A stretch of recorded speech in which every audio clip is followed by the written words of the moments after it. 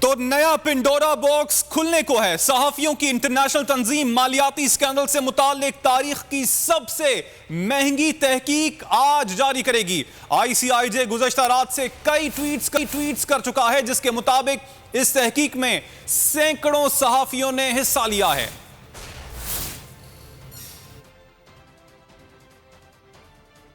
Panama papers نے دنیا کے بڑے کرپٹ لوگوں کے بیرون ملک چھپائے اثاثوں کو بے نقاب کیا۔ اب یہ کہا جا رہا ہے کہ آئی سی آئی جے کی ایک اور تحقیق سامنے آ رہی ہے۔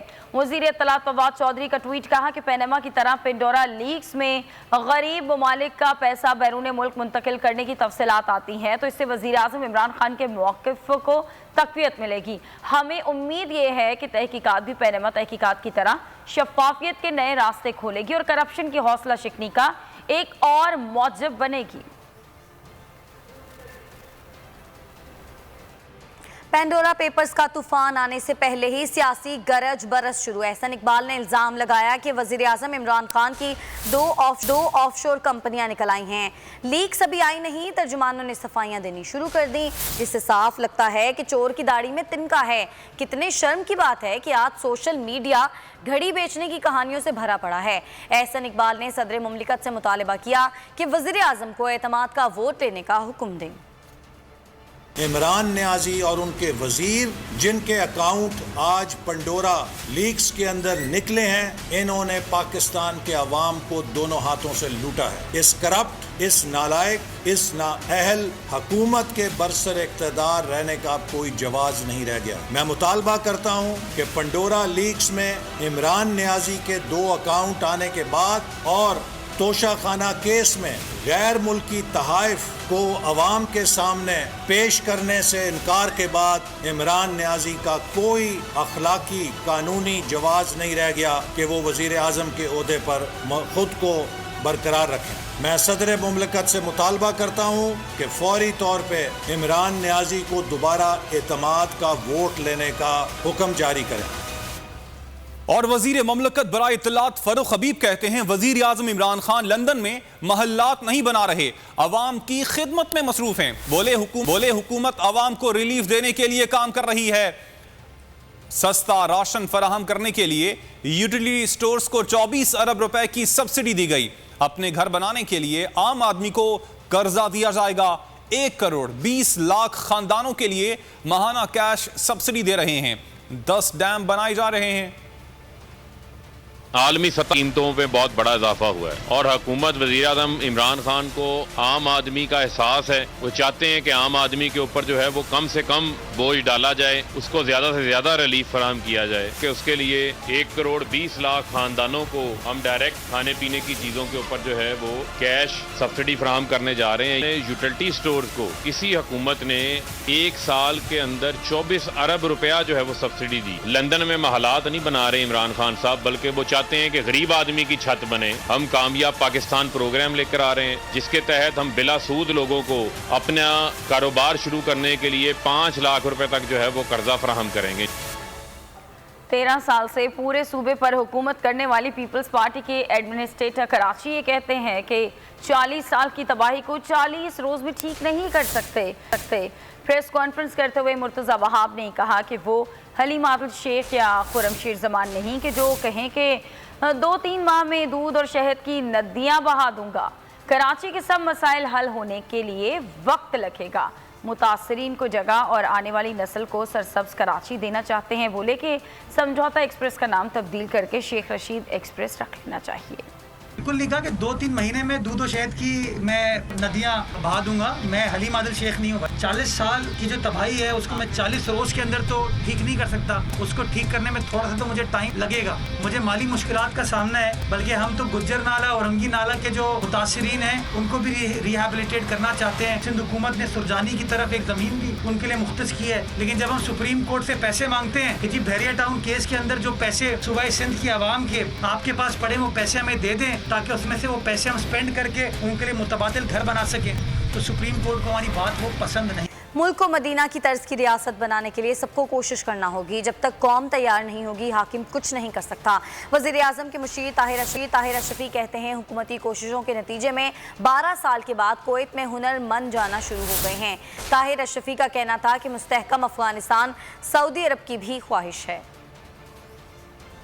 तौर पे अगर हम पाकिस्तान को मदीना मुनव्वरा की तरज की रियासत बनाना चाहते हैं तो फिर हम सबको अपना अपना किरदार अदा करना होगा। दूसरी गुजारिश ये है कि हम सऊदी अरब की हुकूमत के शुक्रगुजार हैं कि 600 तलबा को पाकिस्तान के तलबा को स्कॉलरशिप दी गई है जो मुख्तलिफ सऊदी अरब की यूनिवर्सिटियों से मुत्तसिल होकर तालीम हासिल करेंगे। कुवैत के भी हम शुक्रगुजार हैं कि एक तवील अरसे के बाद 12 सालों के बाद कुवैत में पाकिस्तानी जाना शुरू हुए हैं और हज़ारों की तादाद में महकमा तिब से मुंसलिक और दिगर जो शोबे हैं उनसे मुंसलिक वीज़े जो हैं वो कुवैत से उनका इजरा हो रहा है। एक बड़ी कामयाबी है और उस पहलू की तरफ हम जा रहे हैं कि जो हमारा एक तसव्वुर है कि पाकिस्तान के बरदर इस्लामी और अरब ममालिक के साथ ताल्लुकात को बेहतर होना चाहिए। आगे बढ़ते हैं। पाकिस्तान पीपल्स पार्टी 17 अक्टूबर को कराची में जलसा करेगी। चेयरमैन बिलावल भुट्टो जरदारी खिताब करेंगे। शहदाए कारसाज को खिराज तहसीन पेश किया जाएगा। उमर शरीफ की मैयत मंगल को पाकिस्तान पहुंचने का इम्कान है। सिंध हुकूमत के मुताबिक कराची में अब्दुल्ला शाह गाजी के मज़ार के अहाते में तदफीन के इंतजाम किए जा रहे हैं, लेकिन मज़ार इंतज़ामिया को अभी तक कोई हिदायत ही मौसूल नहीं हुई हैं। उमर शरीफ की वसीयत पर अमल होगा। उन्हें असीम बुसर अब्दुल्ला शाह गाजी रहमतुल्लाह अलैह के पहलू में दफनाया जाएगा। सिंध हुकूमत ने इंतजामात मुकम्मल करने का ऐलान तो कर दिया, लेकिन मज़ार की इंतजामिया को अभी तक कोई तहरीरी या ज़बानी अहकामात मौसूल नहीं हुए। मज़ार के अहाते में उमर शरीफ को कहाँ दफनाया जाएगा, जगह का भी तयन नहीं हो सका। उमर शरीफ का जस्द खाकी चार्टर तैयारे या कमर्शियल फ्लाइट के जरिए पाकिस्तान लाया जाएगा। एयर एम्बुलेंस इंतजामिया मैयत की मुंतकली से इनकार कर चुकी है। इंतजामिया का कहना है कि उनकी पॉलिसी में सिर्फ मरीज को मुंतकिल करना शामिल है। इतवार की छुट्टी के बायस कागजी कार्रवाई पीर को होगी, जिसकी वजह से मंगल को मैयत की मुंतकली का इम्कान है। सबको हंसाने वाले उमर शरीफ हम में नहीं रहे। उमर शरीफ ने लियाकताबाद से अपने फ़नी करियर का आगाज़ किया था। अच्छे और मुश्किल दौर में भी उमर शरीफ ने अपने अजीज़ व अकारब को तन्हा नहीं छोड़ा। बोल न्यूज़ के नुमाइंदे अमजद कायम खानी इस वक्त लियाकताबाद में उनके घर पर मौजूद हैं।